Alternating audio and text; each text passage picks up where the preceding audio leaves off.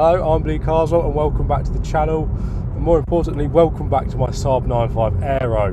Now, I've owned this car for about 6,000 miles now, and I thought now would be a good time to wheel out the good old 5 favourite or 5 things I love and 5 things I hate about my car video format. It's also quite a good format for me to use today because I'm running low on content at the moment, and this one's quite a nice one for me to go out and film without too much stress. So let's get on with it. So the first thing I love, now if you followed my channel for a little while you might be able to guess what this is, but it's basically going to be value for money. Now this Saab 9.5 Aero that I'm driving at the moment cost me all of £897, yes, 897, a slightly odd amount of money, but it cost me that much money back in April, and quite frankly I'm astounded by the value for money you get with these big old Saabs. I really don't understand why they cost so little. I guess they're just a bit unloved, and I don't see why. We'll get on to some more reasons, obviously, as the video progresses. But yes, for £897, I can't think of what I'd prefer to drive about in over this. It just seems to tick a lot of boxes, and it's just a great car to drive about in, and I don't think it deserves such a low price. Now the second reason I love my Saab 9.5 Aero is because of the performance on offer. Now this is no doubt helped by the fact this is the Aero model.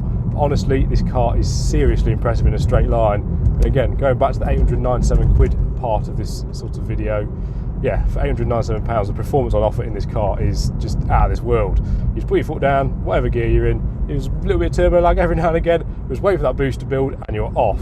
This car just wafts along so effortlessly, and I absolutely love driving this thing. I spend most of my time driving it with one hand on the wheel and just relaxing because it's just beautifully easy to waft about in.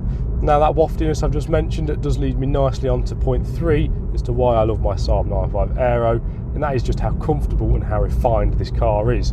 Technically they're 2 different things, but I'm bunching them in as one for this list, and yeah, this car is just so comfortable. These seats, they're like sitting in armchairs, you sink into them, they're so soft, and it's just such a relaxing place to sit.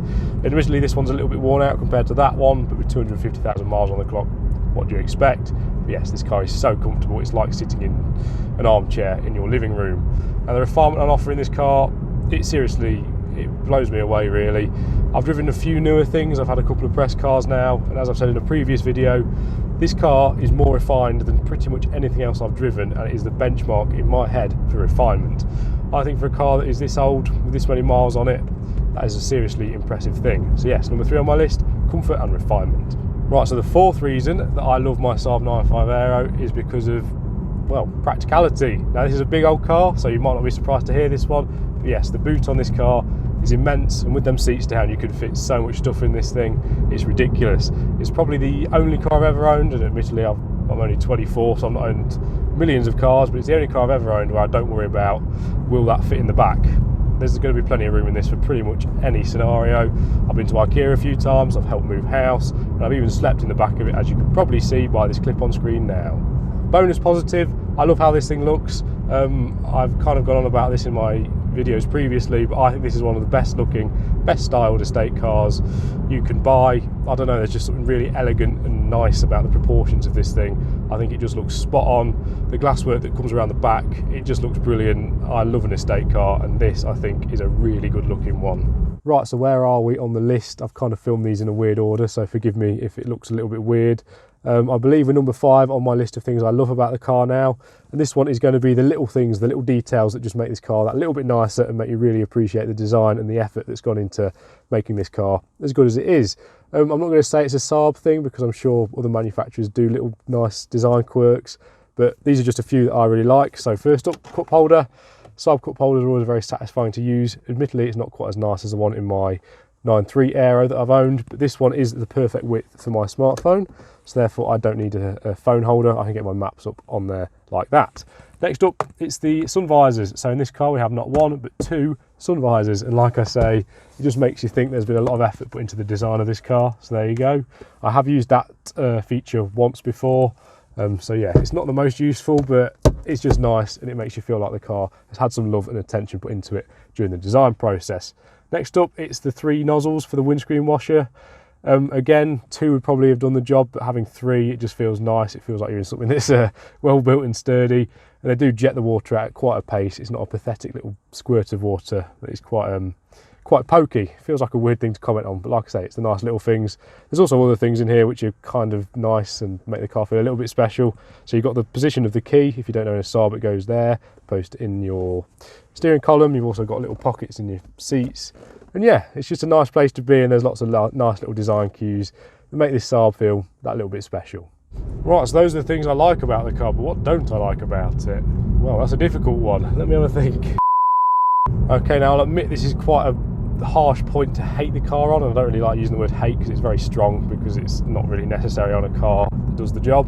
But the sort of this reason on the list I don't like the car is because of its handling on B roads. So roads like this, really. This car is obviously massive, and it kind of feels it on roads like this one, which are twisty. You can't ever escape the weight. The steering's really slow, and it just doesn't really hold on to speed around corners, and if you do, you feel like you're going to die. So yes, I'm afraid the handling of this car isn't brilliant, but I mean, come on, you don't really expect it to be. It's a big old luxurious estate, so why would you expect the handling to be pin sharp? Right, now I know I've sort of graced this car on its practicality, because obviously that is a big plus. But one negative that comes with the sheer size of this car is manoeuvrability. And don't get me wrong, you can judge where the back is quite well because it's an estate and it goes straight down. But nevertheless, the practicality, the sheer size of this thing does mean it's not the easiest thing to move about and park. Obviously, parking in a situation like this, because I'm going to reset the cameras for the next bunch of clips, is no issue. But sometimes a parallel park when you're on a narrow road can be tricky. Reverse parking into bays tends to be okay, but yeah, parallel parking can be tricky just because the front has to swing out quite far. Right, now the lighting might be working against me in this clip, but I've moved the camera so hopefully you can kind of see what I'm talking about with my next annoyance. And that next annoyance is the interior design. Now this car is a 2005, so it's a 55 reg, and to me in here feels a bit older than that. It feels fairly old school, and I'm aware that's because this 95 originally, or this generation 95 originally came out in the late 90s. But yes, I find it a little bit disappointing that the interior kind of really dates the car and isn't the most crisp or modern design in here. Obviously to be expected, it's an old car, but come on, it's got a tape player for goodness sake. In 2005, it just makes this car look really dated, and I think it's a bit of a shame because from the outside it looks fairly fresh, and you get in here and it then feels fairly old. Now I'm going to be honest with you, my list of annoyances with this car, I've really struggled to get it up to 5, and this is going to be number 4 I believe on the list, and it is a fairly ridiculous one. So what is it? Well, it's about the sort of boot locking mechanism on this car. So at the moment the car is locked. I am now going to unlock it on the key, and look, I can't open the boot. That's because I have to press a different button to unlock the boot, and to me I think that's a bit of a faff. Why can't it be on the same sort of system as the normal door locks? I don't really understand, especially because now we're going to lock the whole lot. So pressing that one, there we go, and it unlocks the boot at the same time. Why can't unlocking the boot just be on the normal button, and then you've still got the separate button for when you only want to use the boot? Like I say, a bit of a ridiculous moan, but it has caught me out a few times. So with that being said, I reckon it's time for me to conclude this little video. So the 5 things I love about this car are value for money, the performance, the comfort and refinement, the way this thing looks, that was a bit of a bonus one. I also love the little details that this car has, as well as the practicality on offer. Now the things I found annoying about it, and I did have to scratch my head to try and think of these, and some of them are a little bit ridiculous. With the size meant it doesn't handle particularly well, kind of to be expected. The size also means it's difficult to park. That is an annoyance I'll stand by, although obviously it is to be expected. Also the boot locking mechanism, a slightly odd annoyance. It does do my head in sometimes. And also the interior design, I don't think it is the most modern looking car, but for 900 quid, what do you expect? So yes, I hope you don't take any of these as offence. I do love this car to bits. I need to think of some bad things or not so good things about the car for the video. So that being said, I've been Bleat, thank you for watching. Please remember to like, comment and subscribe, and if you enjoy this Saab 95 content, click in that corner for my playlist. Anyway, thank you for watching, I'll see you in the next video.